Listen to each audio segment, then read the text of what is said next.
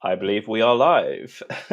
Good. I don't even know. Good night, everyone. How is everyone doing? I am the amazing BRUDDC. We have the lovely Natalie and the lovely Caitlin with us today. How are you both doing? Let's start with Caitlin. How are you doing tonight? I'm good, but nervous. Oh, okay. No need to be nervous. No need to be nervous. Natalie, how are you tonight? I'm fabulous. Natalie, I'm really unhappy at the minute because for some reason I don't know how it's happening, but you've got some sort of emoji watch that's just appeared on your wrist. Are you doing this? Are you doing this yourself? Oh no, is that actually on? Yeah. Oh Jesus! It just sort of. I didn't even realize. It looked like it just appeared there. I thought it was one of the... It's my daughter sets it up. She sets it up. Sometimes I go out at night and I look at my watch and it's Mickey Mouse. Oh. So she sets all these different emojis up. Oh, maybe that's what it was. The light just popped up or something. I thought it was like one of those TikTok emoji things. Anyhow. I had flashing lights, didn't I, behind me? I was flashing. Okay. Caitlin, how's your day been today? It's been boring. It's not been very great. What'd you do on a normal day today then?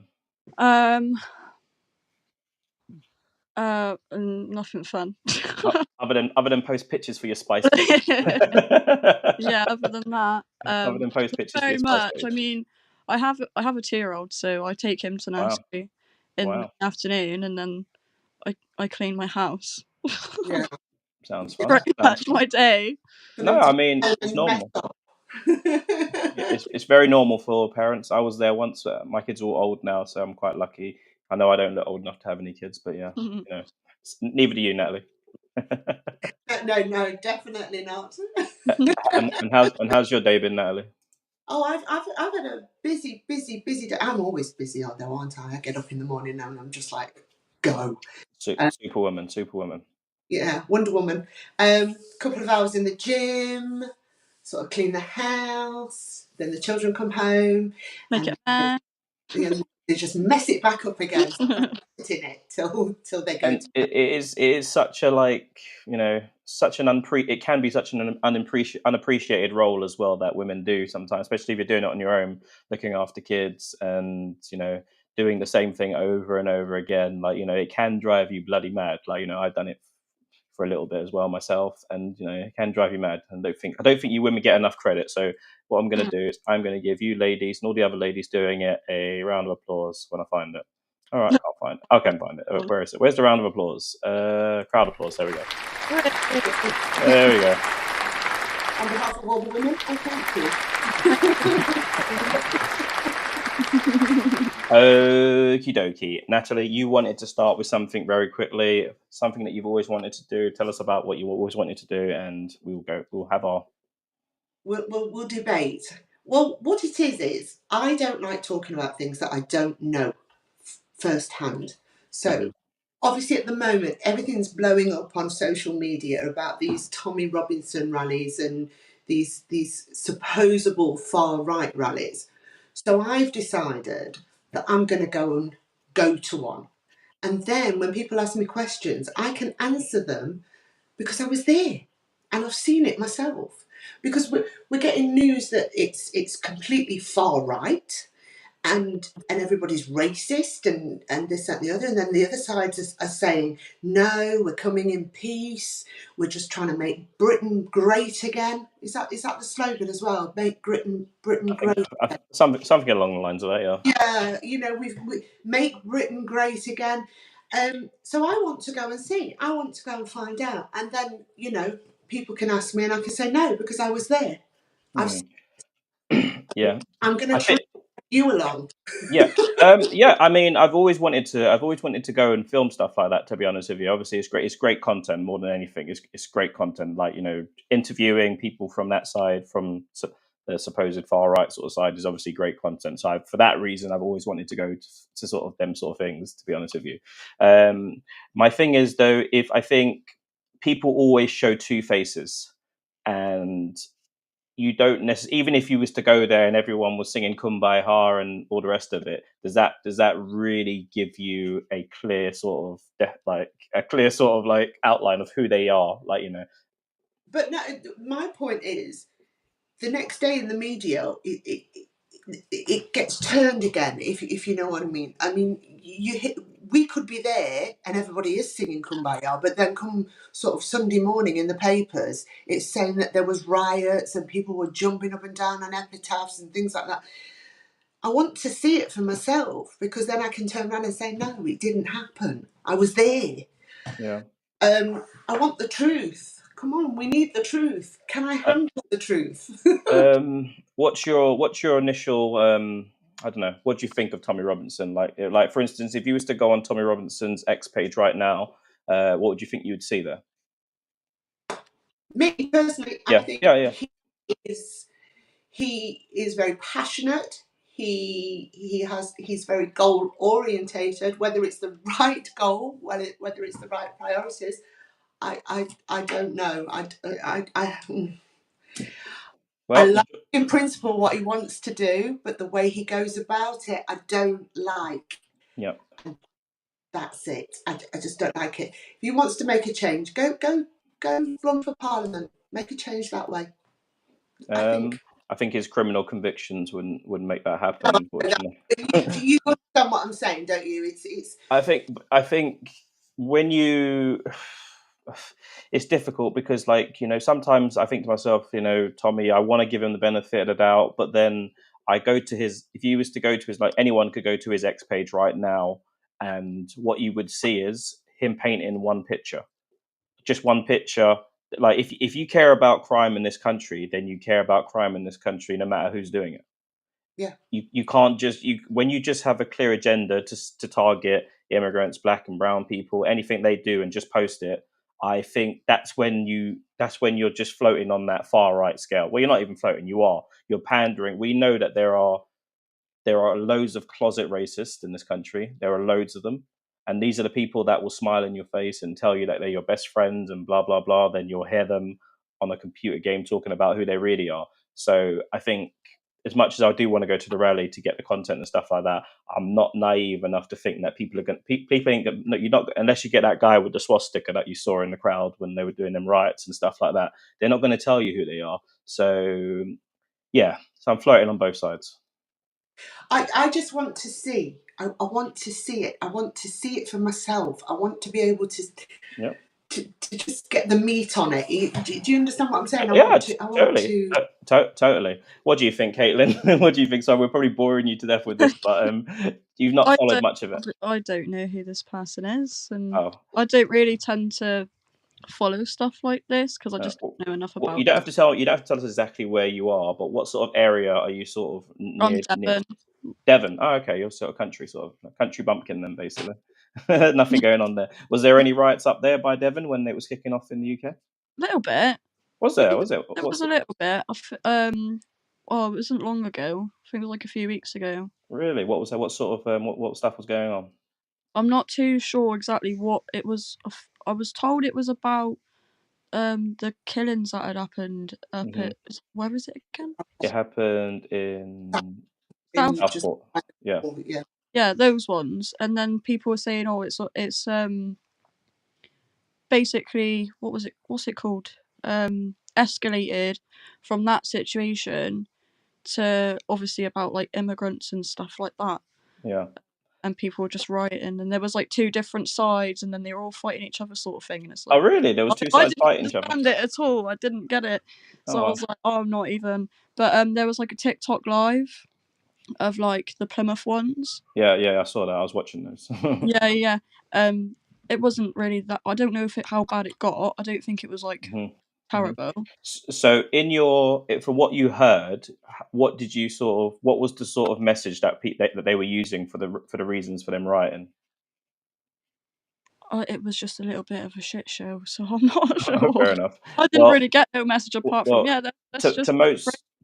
well, this is the thing. To most people got the message from people like Nigel Farage, Tommy Robinson, Andrew Tate. The moment those stabbings happened, people like the guy we're talking about, Nigel Farage, Tommy, what's his name, Andrew Tate. They were putting out. These people have millions of followers, and they're normally on the far right side of it. And before they even heard all the news, they had made up an Arabic name and said that it was an asylum seeker that had just come over on a boat, and he had done these killings. So what does that do to millions of angry fans? Oh gosh, I think unless they watch the news, they wouldn't know the truth, would they? And they don't. You've got people like Tommy Robinson that tell you that the media only pushes one agenda. But Yeah. rather than waiting for the facts to come out, he told everyone, and all of his followers. He's got millions of them. Between all of them, probably like just millions, millions of people following Yeah. these guys. They pushed out a fake narrative that it was an immigrant that had just come over on a boat. It was a Muslim, and blah blah blah. And then the country was in bits. Country was literally in bits. So this is the kind of reason why people now aren't giving that guy Tommy Robinson the benefit of the doubt, because he's if you're one of those families, if you're one of those people that had to that had to hide in your house while Mm. people were outside smashing your windows, kicking your doors in, trying to set your house on fire, Yeah. you, people have given up on Tom. Most people that were on even on the fence with him have given up on him now, because what you should have done is they should have waited to find the facts. Mm. They should have waited to find the facts, and you can't have selective outrage. If everyone is angry if someone kills kids. If a black person kills kids, if it doesn't for me, it doesn't matter who kills the kids. If anyone kills It's the kids, fact that they've done it. if anyone kills kids, we had that English lady, she killed all those kids in the hospital. Mm. Where were the riots for those kids? Yeah. There weren't any riots for those kids because there was No. no one pushing agendas saying, "Oh, why can you imagine? Oh, white women are poisoning kids." It just doesn't make sense. It's stupid. But to make up a lie, this is why people are they're not giving Tommy Robinson the benefit of the doubt now. But I also would like to go and interview them as well and hear their perspectives, people, because I know they don't. And this is what I've always said as well. Don't think that you'd have to be a stupid person to think that it's a good idea to let random people just turn up on boats to the country.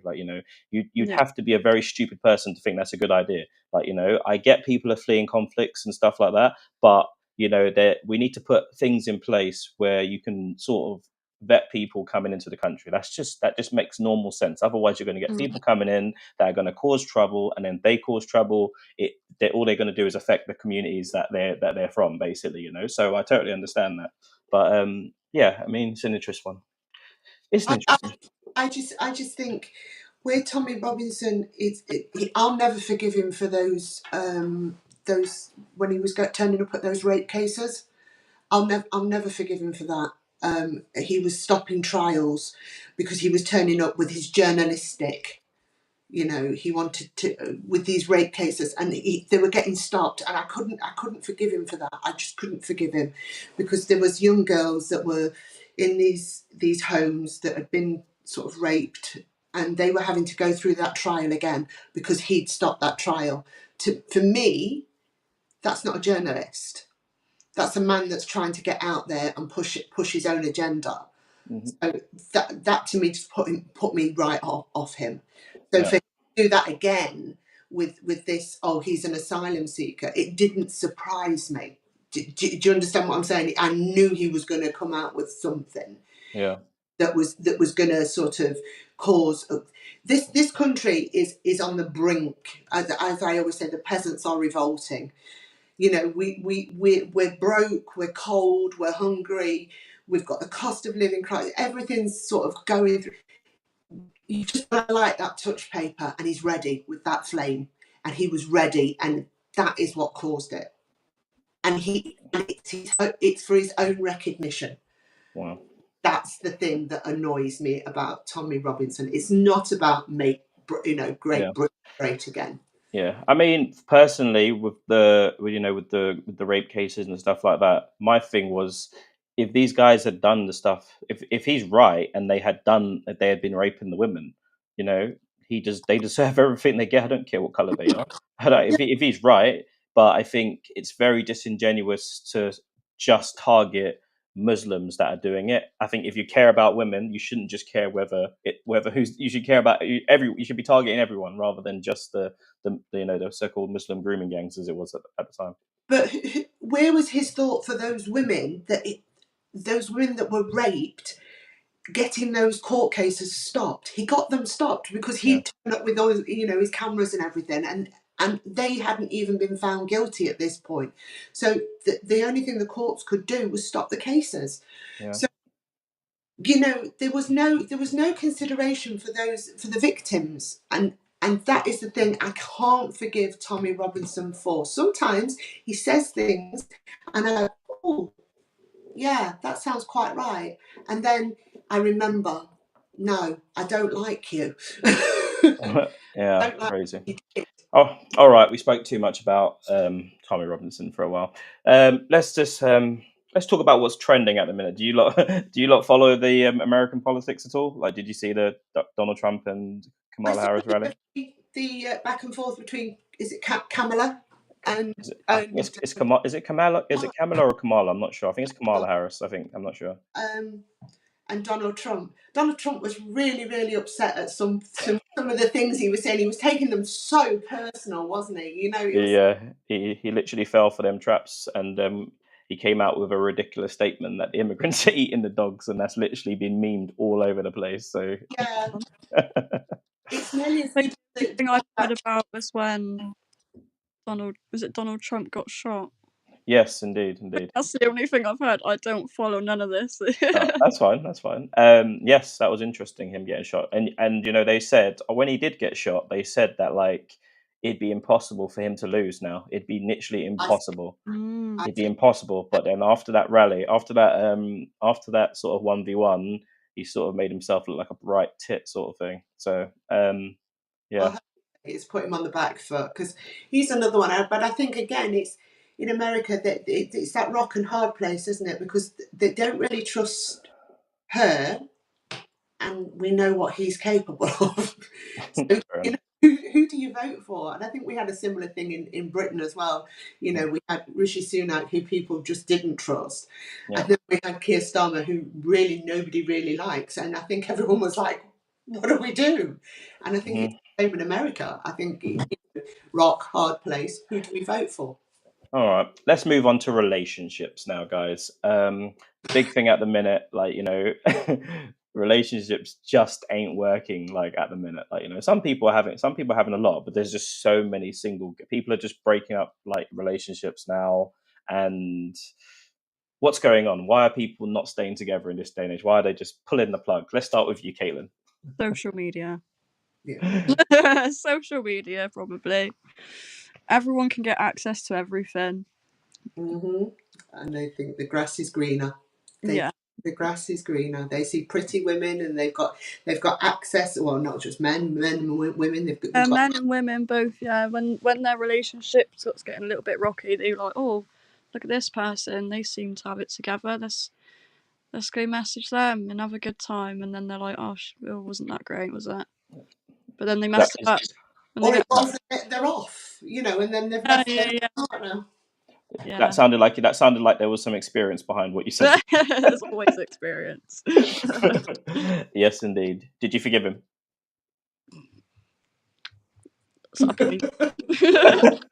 Hey, I'm 24, right? Fair enough. Yeah. I think with relationships, can you remember our grandparents? They literally got married and stayed married for like 50 years because they didn't have social media and they didn't have access to, oh, look at her with the big boobs, or look at him with the the six pack. Yeah. Or I can just message him. They didn't have that. They really worked at relationships as well, didn't they? They really, really did. They probably didn't speak for like weeks on end. Who do you think has it easier in the single market now, women or men, to get the other to get sexual attention? Let's just say, who do you think has it easier? Caitlin, let's start with you. I think men. To get sex or to not? To get sex, yeah. I would say it's easier for women to get it. Okay. I don't know. It's a very 50-50.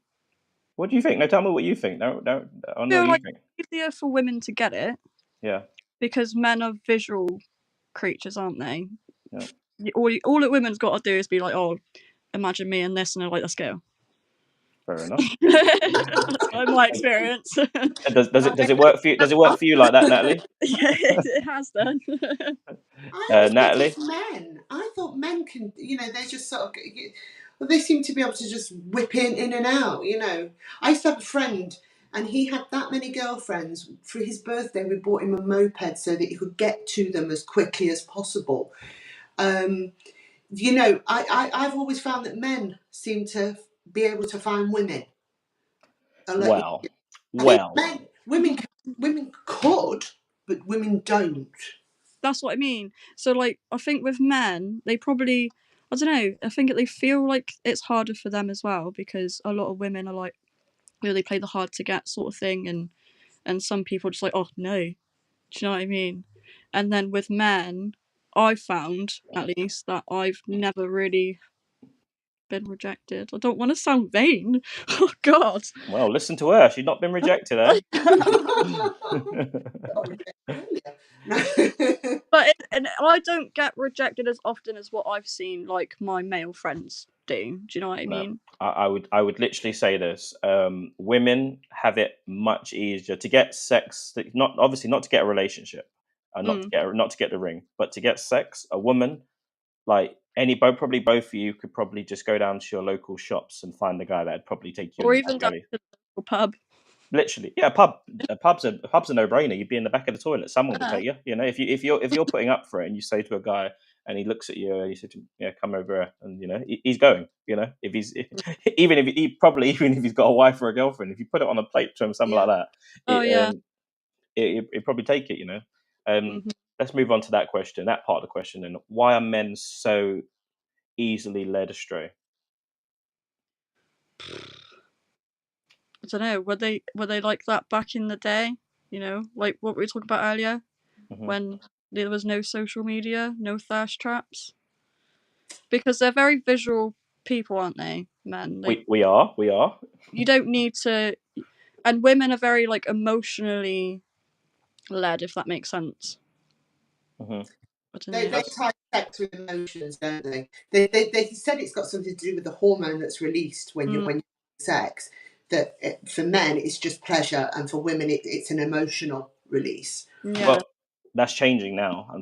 We're at a time where it's changing now. I mean, it's not psychologically, it's not changing because if a guy can quite easily just nut in a woman and that'll be the end of it, Don't get me wrong, if it's good, he might want to continue to do that. And if she stops him the moment she realizes that it's this guy just wants me for this and it's not making me feel great, he will be upset about that. It's a good thing. A good lay is a good lay. Guys will be upset about that. But women, there's this perception now that women have to be emotionally tied to a man to have sex with him, and if she's not, if a woman's able to sort of just sleep with random loads of men, like with no emotion, just to sort of to get that end off, basically, it kind of there's psychological damage there, basically. What, the woman's psychologically damaged if she can go and sleep with loads of men? Is that what we're saying? That's the perception. That is the perception out there, yeah. The whole daddy issues. I don't know. I don't know. This is a bit of a. I'm gonna have to ring my dad and tell him he fucked me up. Dad, what are you doing? What have you done this to me? I don't know. I mean, for me, sex has always been about fun. It's just about fun. Yeah. I mean, I've had sex for fun, and I've had sex in relationships. They're very different. It's very. I did actually say with my current partner that I was going to do a contract when we first got together, and it was a friends with benefits contract. I says, and neither of us can like step over the lines. I says, and then in 6 months' time we can renegotiate. And he was like, oh God. I was like, no, seriously. We don't meet the families, we don't do this, we don't do. And I literally gave him a list, and he went, I'm not signing that. Wow.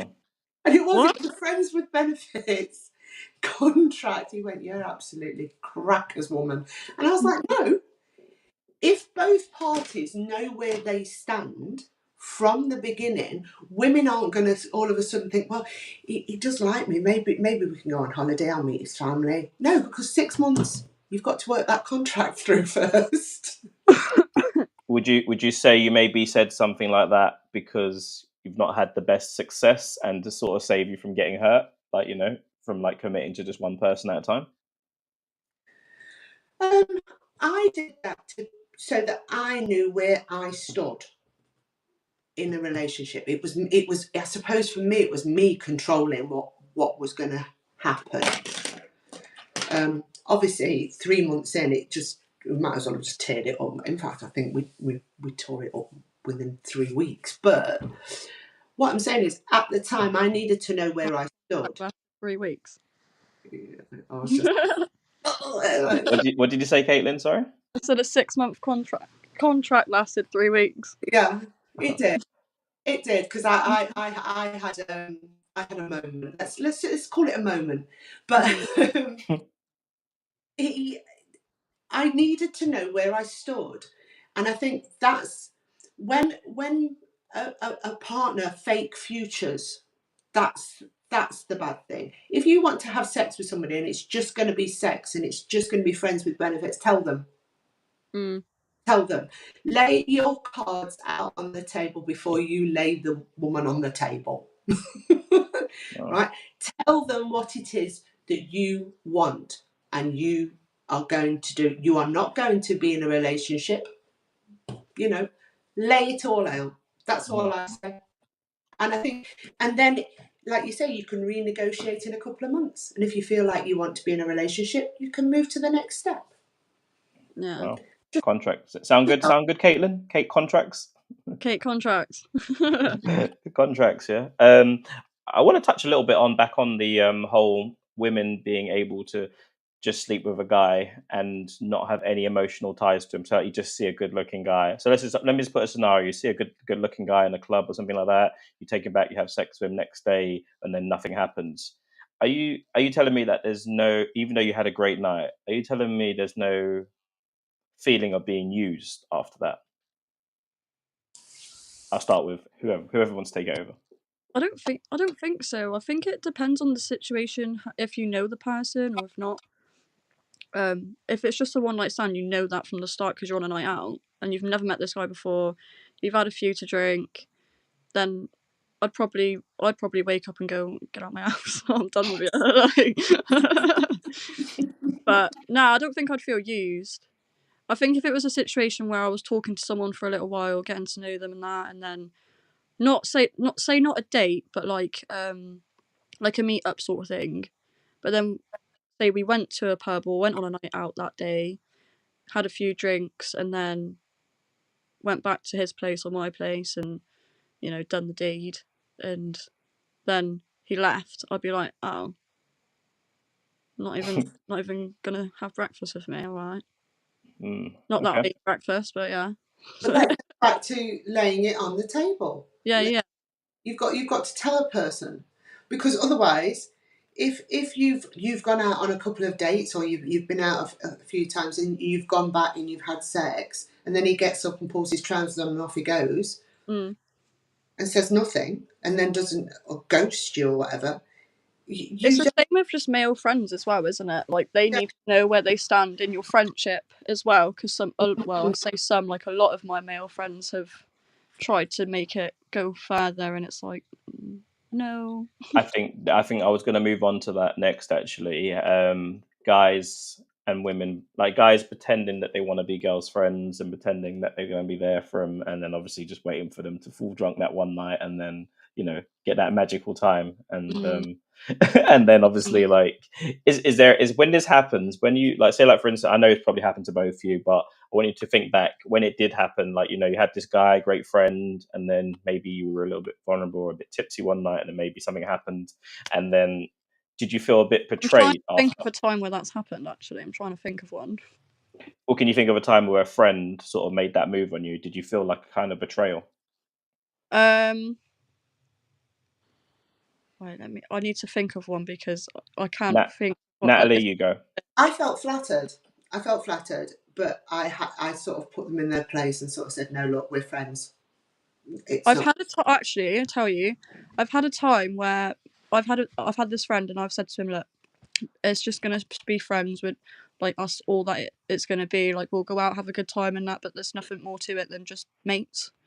And you've never kissed him? That's what I mean. So basically, a particular night happened and we got drunk. It was fun. It was his birthday. I think it was his birthday. I don't know. Can't remember. But at some point we got drunk a good few times, and we did kiss. And I was so drunk at the time, and I woke up like, oh, what did I do? What did I do? So I was like, I'm really sorry. And he was like, what for? And I was like, last night and that. And I was like, oh, I don't mean to make you feel like it's gonna go anywhere. I'm just sorry. Like, I just felt bad, I think, if anything. But we were completely fine. Yeah. Like, after that, like, it wasn't, nothing changed. Yeah. Yeah. That's cool. But I've got lots of male friends, and I mean lots and lots of male friends. My best friend was a male, and I used to be a lot bigger. I used to be like twice the size.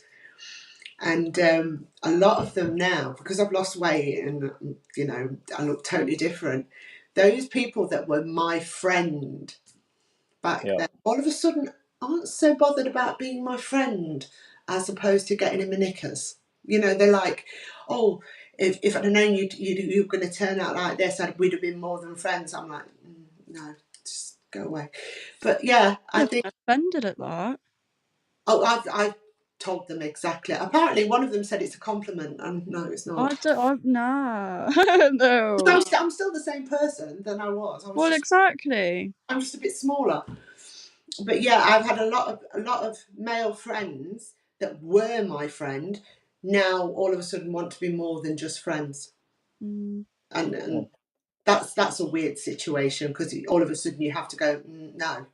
I think sometimes though, like, I know obviously you girls are women, you're going to gang up on me on this bit, but but you know, obviously when you see a woman sometimes, and you know when they do like, you know, you're talking like double, you've halved your weight, so you're half the person you were, so you're a complete totally different person. So when we do initially see girls that, like, you know, just make that transformation, and then, you know, I think it's quite fair to say, okay, she looks really nice now, you know, you know, because it all comes down to taste end of the day, and some people like big girls, some people like skinny girls, young, old, blah blah blah, and once you fall into what they like, you know, I think it's fair game, to be honest with you. I know some women do get offended by it. They're like, why didn't you like me before? I'm the same person. I think it's the way that they probably say it, instead of like, oh well, if I knew you were gonna look like this, that's kind of like an insult in a way, isn't it? But then if they go, oh, you look really nice now, and oh, I really want to like get to know you on a deeper level, like, sort of thing. Do you know what I mean? Like, I mean, I think there's a way to say it. You worded it with, oh, if I wasn't going out with somebody, I'd be knocking on your door. I said, you well wouldn't. When a guy says that, what he really means is, if there's any chance I can come round on the side, and, you know, that's exactly what he means when a guy says that. And I said to him, you forget I've sat in pubs with you while you talked about other women. While you talked about what you've done to other women. No, go away. Yeah, you know, and that is the downside of being a female that's friends with males, because you hear the way that they talk about other women, and that really sort of makes you sort of open your eyes. Yeah. One thing I would say though is there are some women that use it to their advantage, and they will, like, they'll know a guy likes them. They know the guy likes them, and they will still encourage it, but sort of keep him at arm's distance, and also use that person, like use him for lifts, use him for meals, use him for all that other stuff.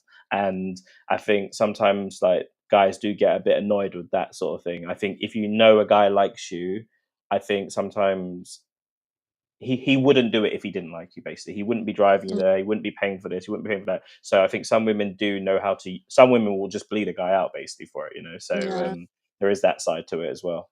Lay it on the table. Yeah. Put it all on the table. What is this relationship? Is it a friendship? Is it? But I think that's what some women like feed off, isn't it? The fact that they don't know where they stand, so they're like, oh, I can manipulate the situation with this person to basically do my bidding.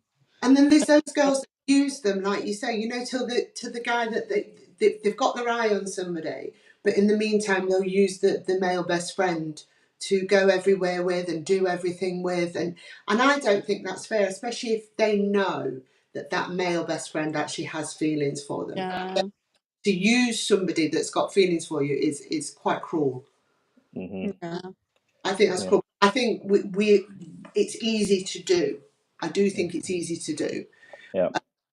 But I think some men have to man up though sometimes, because if a woman tells you she's not interested in you and you continue to still do stuff for her on the off chance that you can get something, you're only hurting yourself. Like, from a man's perspective, we can't be friends with a woman that we actually like.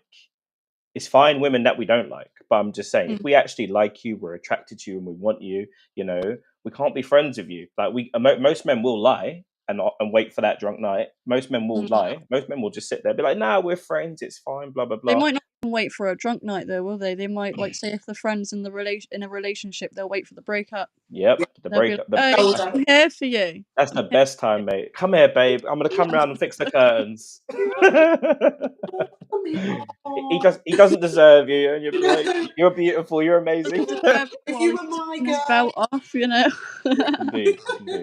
I must say I'm guilty of that as well. To be honest, I used to be a bad boy when I was younger. But to be fair, I used to tell the truth though. To be honest with you, when I was 18, I had 5 girlfriends, and I told them all the truth. And I said to them, I've got 5. I like other girls as well, I and got 5 of you. How do you feel? I said to them, like, look, you can do what you want, but the moment you do something with someone else, just tell me, and then I won't speak to you anymore, sort of thing. And that was my sort of cut up on him. That if the moment they sort of done something with someone else, I was like, okay, you're done, sort of thing. But that was just the way I was growing up. I was just always that sort of person. But I think every guy's got to get that out of him, and No. I think the guys that don't experience that are the ones that are, subbing to you girls' pages, basically. thank you. Indeed. Continue. Hey. Long may it rains. So so what made you get into the old spicy page, Caitlin? There's a lot of different factors that came into it, I think. Okay. Obviously I'm young, Okay. and I'm young and horny. Fabulous. I That think part is bluntly put it, I like making people happy. If you know what I mean. Okay. And the money's a bonus. do you know what? That making people happy is actually code for we like to turn them on and be desired. Yep. And what does that? What does That's why I that? was like, Yeah. Men can't even comprehend what it feels like to be like. I imagine when you girls turn your phone on, you've got all these messages from guys saying, "How you doing, babe? You look beautiful. You dress up. You look sexy." And you got loads of guys giving you loads of compliments and even paying for the outfits in some cases. Just paying for your way of life and stuff. What I is am that still feeling like? fairly new into it though. I've Cool. done it for about probably a year properly, so it's still quite slow. But Okay. so my phone's dry. I don't have none of that. Hey, how you doing? Oh We'll talk. God! Times. We'll talk later off there about that, and we'll sort it out for you. Don't Yeah. worry. My phone goes mental. I went out last week. I went to see Paul Smith, and I left the phone. I call it the porn phone. My mum was babysitting. No. Oh dear. She said, "Well, I picked it up." She said, 'cause it was beep beep beep beep. She said, I picked it up. She went, "Oh," she says, "and you have to see those things all the time." I was like, "Mom, I had a Facebook message. and she said, "But I wouldn't mind. She's 85% blind." So Oh wow. how on earth did she actually see these things? I don't know. Close up, she's put her glasses on. Yeah, oh, Wow. Mom. What were you saying, Caitlin? I can't. Yeah. I had a Facebook message. It was like a message request, and it wasn't even. I don't think they even said hey. It was just a photo of an unsolicited dick pic, and I was like, oh, okay. Occupational hazard, love. You're going to see. Before you do that, you're going to see millions. You're going to see thousands of them. Oh no, I know. I've had it all. Even before doing this sort of stuff, I was just getting it. All All right, okay. Yeah. I think there's a lot of girls as well out there that are, they have so much to say about girls that do like, OnlyFans and stuff.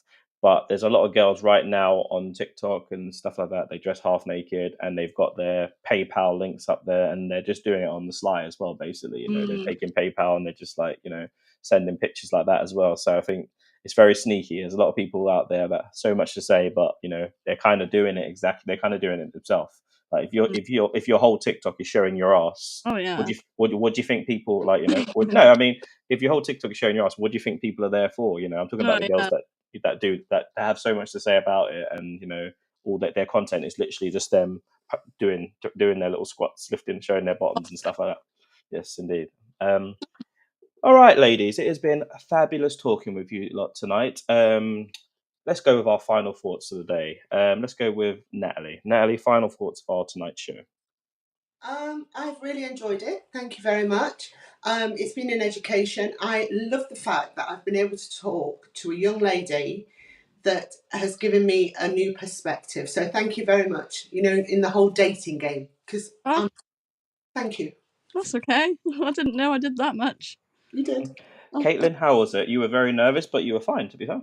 Yeah, I found it very nice. I like this. It's my first thing I've ever done, like, on social media properly. Not your last. Not your last. I was very nervous, and I got a dressing gown on, so.